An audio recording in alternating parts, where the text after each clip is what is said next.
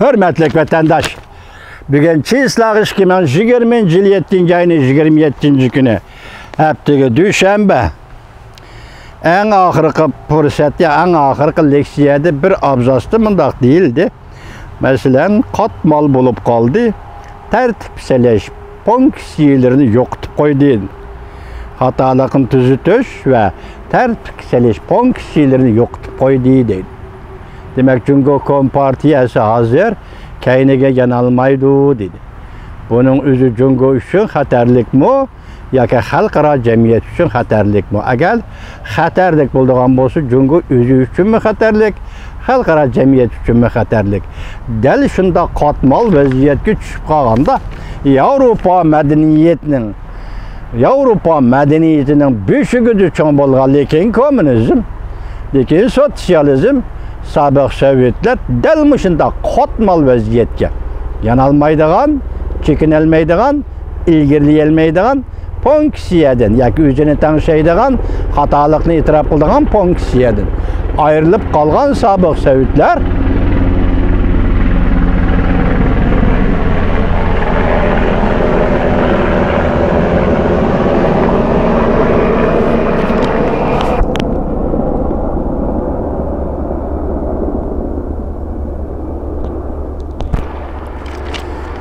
ayrılıp kalgan sabık Sovetler ahır çekiniş yolunu tallap algan edi hürmetlik vatandaş. Bugün del Cumhur şunda katmallık, şunda ayrılıp kalış fonksiyalardan ayrılıp kalışdan bosuğusu kelip toxtadı. Hazırkı vaziyetli siz seliştirirsiniz. Bu dediği katmallık çekinilmeydi, hatalıkın tüzütülmeydi de hoş. Hazır Amerika Qo'shma Shtatlarining davlat ishlokati Mike Pompeo 23. gün notuq so'zladi. Meyli kişiler aytgandek bu urush oldidagi xitobnoma bo'lsin. Meyli kişiler aytgandek so'q munosabatlar urushining boshlanish xitobnomasi bo'lsin. Meyli qanday tadqiq qilishdan qat'iy nazar siz shuningki vatandosh Amerika Qo'shma Shtatlarining Cumhur siyosati degan siyoset mohiyati bilan, logikali qurilmasi bilan va Amerika Qo'shma Shtatlari prezident Trump hukumatining o'zini tangshash va tarixni mayli 50 yillik, mayli Gingrich aytgandek 80 yillik tarixni varaqlash bilan ikki masala. Biri Cumhur degan bu davlatning mohiyati nima? Cumhur Kompartiyası degan bu partiya kim nima? Moshini to'nib yetib, bu qatim prezident Trump hukumati endilikli Cumhur siyosetini rasmiy belgiledi deb aytsangiz bo'laverdi vatandaş. Biz bugun yuqorqi leksiyalarni anglab keldik. Siz endi uni qayta bir ko'rib bakın. Har bir so'zlarni biz oldimizdagi kunda biz bunu hozir yig'inchoqlab mazmun markaziy ideyasini bir nuqtaga elib keldik. Vatandaşlar bilan yana bir qatim muhokama qilishimiz, biroq davlat ishlokati Mike Pompeo'ning bu so'zlagan so'zi oxirgi tugun, oxirgi xulosa. Cumhur to'g'risidagi tugilgan tugunchak, Cumhur to'g'risida chiqarilgan oxirgi xulosa nima dedi? Angladingizmi? Biz o'tganda mustabid hukumatlarni va mustabid hokimiyatlarni og'dirgan edik. Biz yana og'dira olamiz. Bundan artıq nima kerak? Nima gap kerak hurmatli vatandoshim? Bu gapdan ortiq yana qandaq gap kerak? O'ylab ko'ring ha? Mayada eng oxirgi bir leksiyada bir jumlada nima deydi ko'rdingizmi? Mandaq deydi, qarang ha. Shunga biz deydi. Moshunda xiris, ya'ni Cumhurning xirisiga duch kelganda yolg'iz yagona kurash qila olmaymiz. Bu deganlik bütün dunyoni ittifoqlashtiramiz. Demokratik davlatlarni ittifoqlashtiramiz. Balki demokratik ittifoq qurib turib Cumhur Kompartiyasiga va uning hukmronligiga taqobil turamiz deganlikdir. Birlashgan Davlatlar Tashkilotining ichida elishimiz. Birleşken Devletler Teşkilatı'nın içinde elişimiz, Şimali Atlantik Ahdi Teşkilatı yoki NATO'nun içinde elişimiz. NATO'nun içinde Cumhur bo'lmasa mı, Cumhur'u sırtını koyup durup NATO'nun içinde birleşip muhakeme fikirler boyunca, Cumhur meselesi boyunca muhakeme fikirlerini kanat yaydırımız. 7 devlet guruhu içinde uruşumuz. yoki muhokama munozara qilishimiz. Garchi Jungo 7 davlat guruhi ishida bo'lmasa-mu, 7 davlat guruhi Jungo to'g'risida siyosat oladi. Jungo to'g'risida qaror oladi. Jungoning xirisiga taqobil turishning yo'lini tanlab oladi ekan bu 7 davlat. Mushundaq yig'in ochimiz va mush yig'inda 7 davlat guruhi ishida muhokama qilamiz Jungo masalasini. 20 davlat guruhi ishida muhokama qilishimiz, so'zlashimiz va siyosat belgilaymiz. Jungoga qanday taqobil turamiz? 20 davlat guruhi ishida balki Jungo hukumati bor, balki emas, bor. Jungo hukumati bor. Jungo hukumati ham bu munozaraga qatnashish kerak. Bizning gapimizni anglish kerak, so'zimizni anglish kerak. Gapi bo'lsa naq maydonda qilish kerak. Bu munozara bizning maqsadimiz bir Jungoning e'lon qilgan xirisiga, Jungo ko'tarib chiqqan xirisiga, Jungo dunyoga, ya'ni erkin dunyoga olib kelgan tahdidga taqobil turishni muhokama qilamiz. Diqqat vatandoshlar.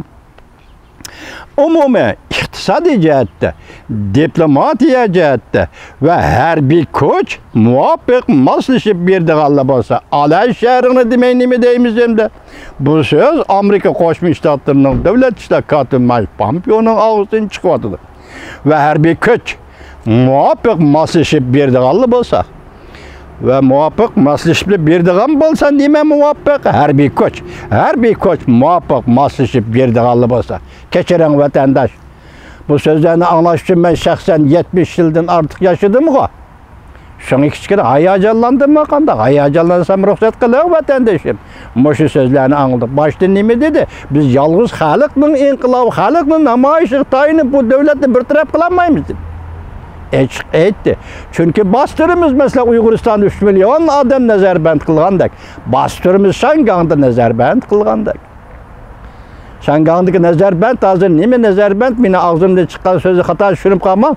Mushu kunlarda hozir tunigillardan Şangangda 145 kishi yuqumli virus bilan diagnoz qo'yildi. Şangang nima ishga jiddiylashyapti? Şangangda nima yuqumli kasal bu darajada avib ketdi, boshqa yerlar bilan qo'shganda ma'qul deyli. Chunki Şangangda yuqumli virusni paydo qilish va yoki ovutish, yoki doktor yo'q, yoki karbat yo'q deyish, ularni tanq holatda qo'yib qo'yish faqat bir narsani maqsad qildi. Masalan, 9-oyda Şangang, Hong Kong qonun turg'izish komitetiga bilan tashlaydi vatandosh. Xitoyning eskiliginin qaysi darajaga yetganligini mana shu nuqtadan tushunib olsangiz bo'ladi. Men mayada hozir sizga bu abzasi ko'rsatdim. Nima deydi? Umumiy iqtisodiy, diplomatiya va harbiy kuch muvofiq moslashib beradiganlar bo'lsa, Jungoning xiristlarini to'sib qilishdi bo'la mutlaq yetarlikdir. Biz Jungoning hozir dunyoga e'lon qilgan xiristlar tarafdan, kishilik huquq tarafdan e'lon qilgan xiristlar, davlat manfaati tarafdan e'lon qilgan xiristlar, iqtisod jihatdan e'lon qilgan xiristlar va davlatning bexatarligi jihatda tahdid xarakterli e'lon qilgan xiristlar. Nima deb o'tgan Christopher Wray, Federal tekshirish idorasining boshlig'i, Amerikada jasuslikqa qarshi harakat boshlandi dedi. Mana mushlarning hammasi Jungoning xirisi. Mushu xiristlarga nim dedi? Biz to'sib qilishga kuchimiz yetadi. Mutlaq yetarli kuchimiz bo'ladi. Chunki bu yerda nima? Iqtisodiy, diplomatiya va harbiy kuch. Alay shahrini deymiz vatandosh. Hozir shunga Beijingdagi tadqiqotchilar nima debdi? Davlat ishlar kotibi Mike Pompeoning so'zlagan nutqi bu urush oldidagi yoki urush g'orbisidagi xitobnoma. Endi bular nimaga asoslandi? Tahlil qildimi? Yoki o'zining hududi bormi? Beijingning olimlari ekan. Tahlil qildimi yoki o'zi hudud oldimi? Yoki o'zi bir ishni sezib qaldimi? Bu tarafi menga noma'lum hurmatli vatandoshlar. Alloh xolisa kelar qatimli sizlar bilan billa. Endi bu nutqning Mike Pompeo, davlat ishlar kotibi Mike Pompeo so'zlagan nutqning markaziy ideyalari bilan tanishib chiqamiz. Buning menda kayni buni so'zlasam, yangi xabarlar kelib qoladi ekan. Bu yangilik bo'lmasin, bo'lmaydi ekan. Men yangilikqa oid narsani tayyorlab kelaman. Lekin bu qatim bu nutqning 8 yo'q, 8 emas. Nutqning merkezi ideyasi, yani canlıq ideyasi, mühim ideyasi de hazır ben 45 parça, 45 abzas tallap çıktım. Bunu sizlerden muhakemeler koyganda birlikte muhakeme kılımız hürmetlik vatandaşlar. Aman bulunla, aman bulunla, sağlam bulunla vatandaşlar. Allah kütkününladek. Amerika Qo'shma Shtatları nima dedi? Biz oygandık dedi. Oygandık dedi. Amerika Qo'shma Shtatlarga Allah oyg'inish elib keldi. Biz endi Xitoyning ko'rgan